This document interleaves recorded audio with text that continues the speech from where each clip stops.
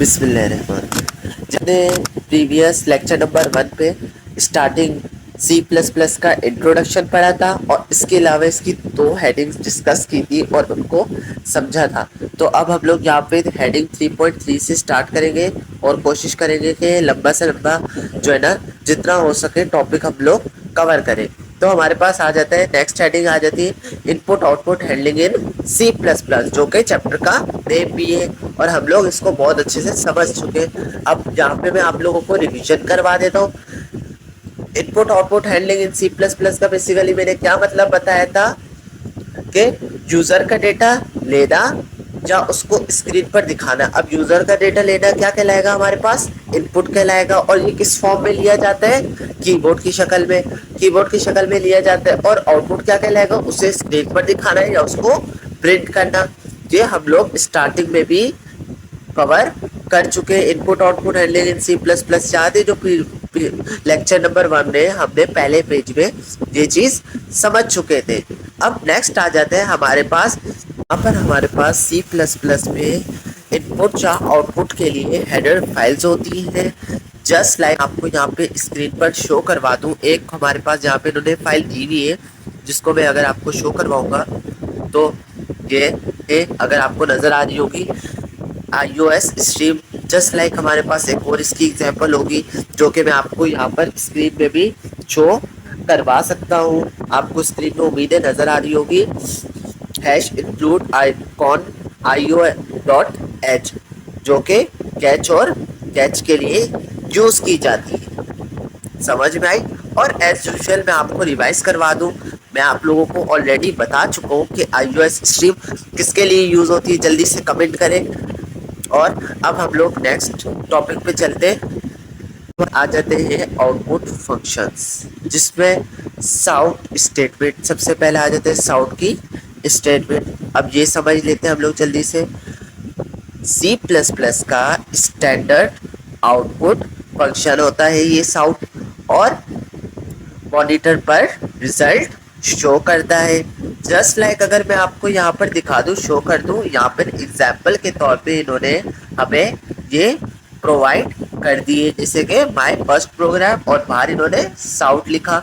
तो ये क्या है, स्टैंडर्ड आउटपुट फंक्शन है और जो कि मॉनिटर पर रिजल्ट शो करेगा जस्ट लाइक दैट। नेक्स्ट आ जाते हैं हमारे पास पुट्स।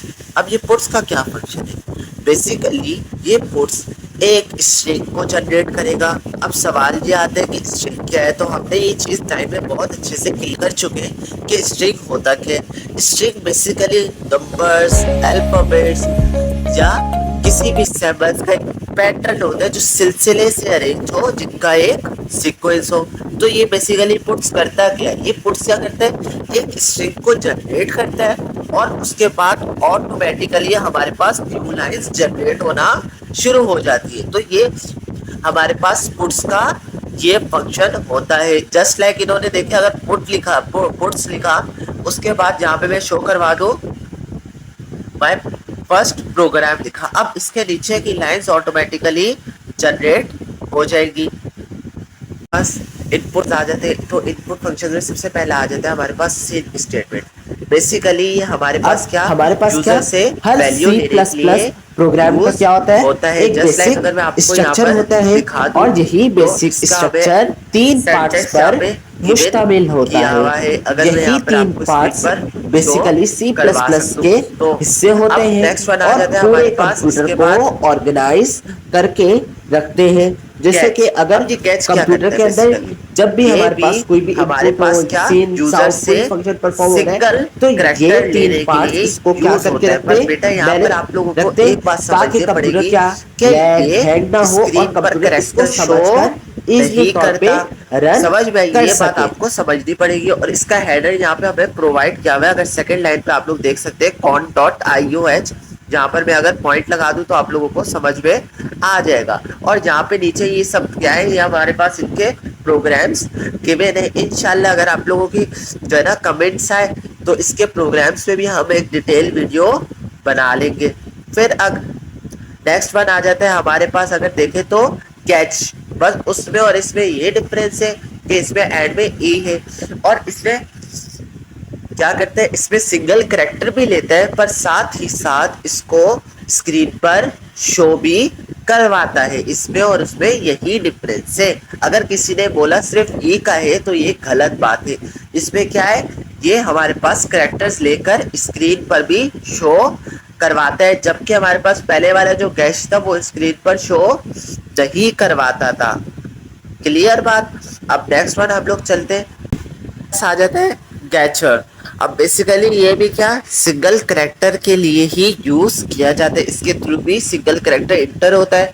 पर इसमें क्या साथ ही साथ जब भी आप ये कोड यूज करो तो इसमें आपको इंटर भी दोबारा लाजमी होगा। मतलब आप ये जब भी कोड यूज करोगे इसमें इंटर का भी यूज होगा, और इसका प्रोग्राम भी हमें नीचे साथ ही गिवन है।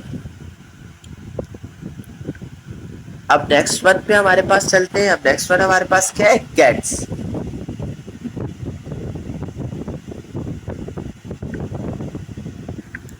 अब नेक्स्ट वन अगर हम लोग देखें तो हमारे पास गेट्स है। अब इसका क्या काम होता है, बेसिकली ये पूरा स्ट्रिंग इनपुट लेता है। बेसिकली स्ट्रिंग्स मैं आपको बता चुका हूँ, ये पूरा के पूरा स्ट्रिंग इनपुट लेता है स्पेस के साथ। जस्ट लाइक हमें इसका पूरा प्रोग्राम यहाँ पे गिवन है। मैं आपको शो करवा दूँ तो बस इसमें आप लोगों को बेसिकली बेटा इसके कॉमन अगर पॉइंट्स और की पता लग जाए तो आप लोग बहुत आसानी से इसको समझ सकते हो। बस आप लोग जब भी कोशिश किया करें, ये लेक्चर समझा करें तो इसको कॉपी में लाजमी नोट डाउन किया करें, ताकि आप लोगों के दिमाग से नहीं निकले कि कैट्स कैच इन सब का मतलब क्या है, ये किस लिए यूज़ होते हैं। बेसिकली यही की पॉइंट्स होते हैं जो आपका अपने नोट्स बनाने में बहुत अहम किरदार निभाते हैं। तो नेक्स्ट आ जाते हैं हमारे पास स्टेटमेंट टर्मिनेटर। अब सी प्लस प्लस में हर स्टेट बाद अगर मैं यहाँ पर आपको शो करवा दूँ तो ये दो डॉट्स लगे हुए होते हैं। इन्हीं दो डॉट्स को सेमीकोलन डॉट्स भी कहा जाता है, और इस इन्हीं दो डॉट्स को इस कंप्यूटर के ज़बान में हम लोग स्टेटमेंट टर्मिनेटर कहते हैं सी प्लस प्लस में। सही है। अगर किसी स्टेटमेंट के एंड पर ये जिसे स्टेटमेंट टर्मिनेटर कह लो या सेमीकोलन कह दो डॉट्स, अगर ये डॉट्स ना हो तो क्या होगा, तो हमारे पास कंपाइलर उस स्टेटमेंट को रन नहीं करने वाला। तो इस वजह से इन दो डॉट्स सेमीकोलन डॉट्स का हर स्टेटमेंट के बाद होना लाजमी है। जस्ट लाइक अगर मैं आपको स्क्रीन पर साइड पे शो भी हो रहा होगा स्टेटमेंट, अगर इस स्टेटमेंट में साउंड के बाद ये दो डॉट्स ना हो तो स्टेटमेंट जो है ना कंपाइलर रन नहीं करने वाला।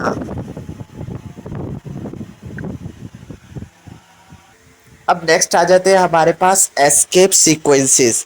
अब ये एस्केप सीक्वेंसेस बेसिकली वो कैरेक्टर्स होते हैं जो स्क्रीन पर शो नहीं होते, मतलब प्रिंट नहीं किए जाते, लेकिन कुछ स्पेशल फंक्शंस के लिए यूज होते हैं। और हर याद रखेगा मेरी बात, एस्केप सीक्वेंस बैक स्लैश से शुरू होगा। सही है। और ये ज़्यादातर हमारे पास साउंड फंक्शन के साथ ही यूज़ किए जाते हैं।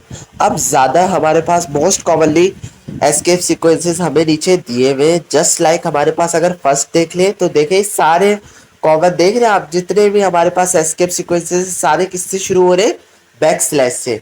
ये चीज़ आप लोगों ने नोट करना लाजमी है। अब पहला जैसे कि हमारे पास बैक स्लैश ए है, अब इसका क्या मतलब है, अलार्म या अलर्ट, और इसकी एग्जांपल इन्होंने हमें नीचे एक कोड दिया हुआ है। अब सेकंड क्या हमारे पास स्लैश बी, अब इसका क्या काम है, हमारे पास ये बैक स्पेस के तौर पे काम किया जाता है, मतलब कैरेक्टर को एक स्पेस देकर पीछे शिफ्ट करने के लिए ये काम होता है।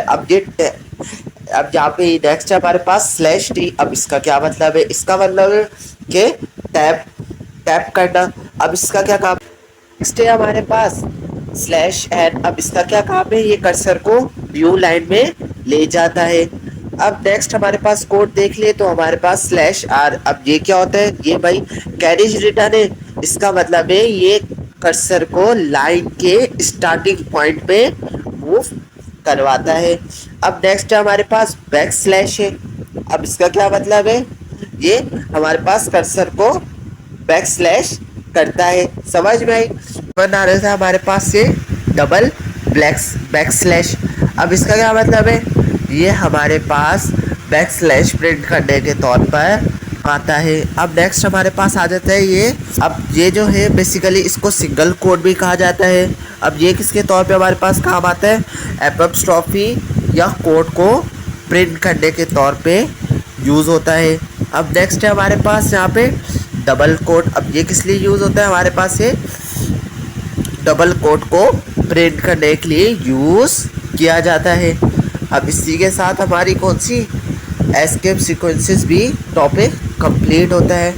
अब नेक्स्ट आ जाते हैं हमारे पास ऑपरेटर्स। ऑपरेटर्स बेसिकली वो स्पेशल सैम्बल्स होते हैं जो किसी ऑपरेशन में यूज़ होते हैं, जो किसी ऑपरेशन को परफॉर्म करते हैं। जस्ट लाइक हमारे पास, अगर यहाँ पे आपको साइड में अगर मैं आपको शो करवा दूँ, तो यहाँ पे हमारे पास एक डायग्राम शो हुई है जिसपे चार्ट शो हुआ है, जिसपे आप देख सकते हैं कि बीच में हमारे पास जो प्लस है वो क्या है, ऑपरेटर है, जबकि एक्स वाई क्या है, ऑपरेट से एक्स वाई पे ऑपरेशन हो रहा है और जो ऑपरेशन कर रहे हैं वो कौन है, प्लस है। तो इस तरीके से हमारे पास ऑपरेटर्स वो स्पेशल सैम्बल्स होते हैं सी प्लस प्लस के अंदर जो किसी ऑपरेशन को परफॉर्म करते हैं। अब यहाँ पर हमारे पास टाइप्स ऑफ ऑपरेटर्स आ जाते हैं, arithmetic operators, increment operators, decrement operators, relation operators, logical operators, assignment operators और एरिथमेटिक असाइनमेंट ऑपरेटर। सबसे पहले आ जाता है हमारे पास टाइप नंबर 1 इसकी, जो कि है एरिथमेटिक ऑपरेटर्स। एरिथमेटिक ऑपरेटर्स वो ऑपरेटर्स होते हैं बेसिकली जो कि हमारे पास सी प्लस प्लस के अंदर मैथमेटिकल सैम्बल्स, मैथमेटिकल नंबर्स को ऐड करते हैं। समझ में आ गई। जस्ट लाइक हमारे पास अगर आप यहाँ पर देख सकते हैं, addition, subtraction, multiplication, division, remainder, modulus. Modulus का यहाँ पे एडिशन, सब्ट्रैक्शन, मल्टीप्लिकेशन और डिवीजन का मतलब तो पता है, बहुत ही सिंपल है। यहाँ पे हम लोग समझ लेते हैं मॉड्यूलस। मॉड्यूलस का मतलब बेसिकली ये होता है रिमाइंडर निकालना। तो रिमाइंडर के लिए भी ये जो है ना एरिथमेटिक ऑपरेटर्स यूज किए जाते हैं।